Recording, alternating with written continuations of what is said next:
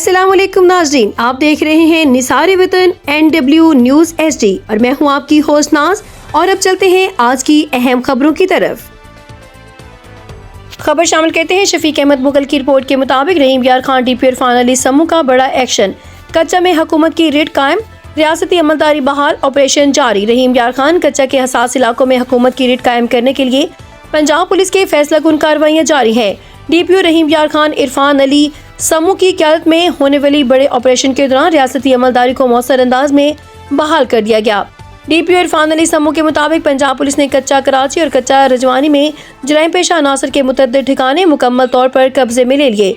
पाकिस्तान और पंजाब पुलिस के झंडे लहरा दिए गए। ऑपरेशन के बाद पुलिस एहलकारों ने पाकिस्तान जिंदाबाद, पंजाब पुलिस जिंदाबाद, DPO इरफान अली समूह जिंदाबाद और CCD जिंदाबाद, रहीम यार खान पुलिस जिंदाबाद के फलक शगाफ नारे लगाए, जिससे इलाके में रियासती रीट वाज़िया तौर पर नजर आई है।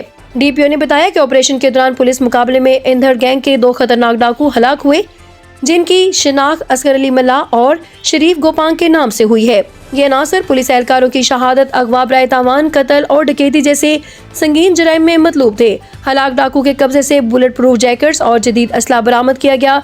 DPO के मुताबिक ये जराइम पेशा अनासर इलाके में खौफ व हिरास की इलामत बने हुए थे।